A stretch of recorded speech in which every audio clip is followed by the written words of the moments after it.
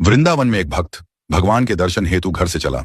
जब मंदिर के पास वाली गली में पहुंचा तो देखा मंदिर के समीप एक मिठाई की दुकान थी। भक्त ने दुकानदार से कहा, भगवान के लिए प्रसाद में पेड़े दे दीजिए।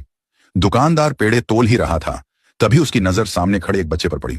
छोटा सा बच्चा चिलचिलाती धूप में नंगे पैर तपती धरती पर खड़ा था, हाथ में फूल मालाएं ली।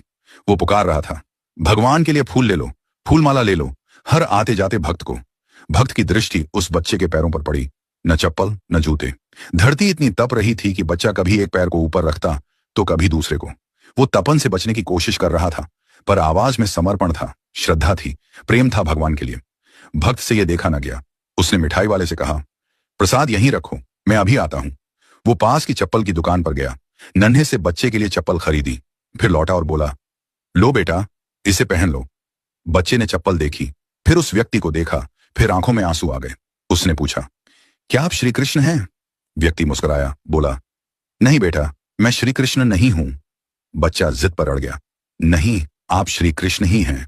मैं किसी को नहीं बताऊंगा, पर मुझे सच सच बता दीजिए ना।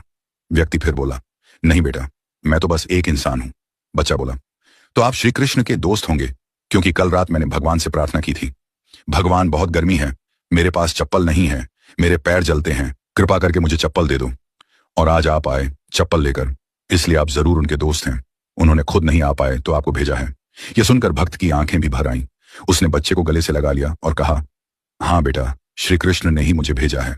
अब धूप में तुम्हारे पैर नहीं जलेंगे, तुम छांव में खड़े होकर भी फूल बेचोगे और तुम्हारे फूल जरूर बिकेंगे। बच्चे ने झुककर उस व्यक्ति के चरण छू लिए और मुस्कुराकर बोला, भगवान कितने दयालु हैं ना, कितने व्यस्त रहते हैं, पर फिर भी अपना कोई दोस्त भेज ही देते हैं। व्यक्ति ने प्रसाद लिया, बच्चे से फूल माला ली और मंदिर जाकर भगवान से कहा, प्रभु धन्यवाद, आज आपने मुझे आपका मित्र बनने का अवसर दिया। दोस्तों, भगवान सबको एक मौका देते हैं उनका मित्र बनने का। यह हम पर निर्भर करता है कि हम उनके इस निमंत्रण को पहचानते हैं या नहीं। हर व्यक्ति, हर जीव भगवान के सामने नतमस्तक होता है, भगवान के सामने अपनी इच्छा रखता है, भगवान को अपने दुख बताता है, अपनी परेशानी बताता है, भगवान के साथ अपने हालात साझा करता है, और भगवान किसी भी जीव के भीतर प्रकट होकर के उस व्यक्ति की मदद करते हैं। यदि आप चाहते हैं कि आपको भी वो मौका मिले कि भगवान आपके भीतर प्रकट हो, तो दूसरों की मदद करना शुरू कर दीजिए। इससे आप भगवान के मित्र बन जाएंगे।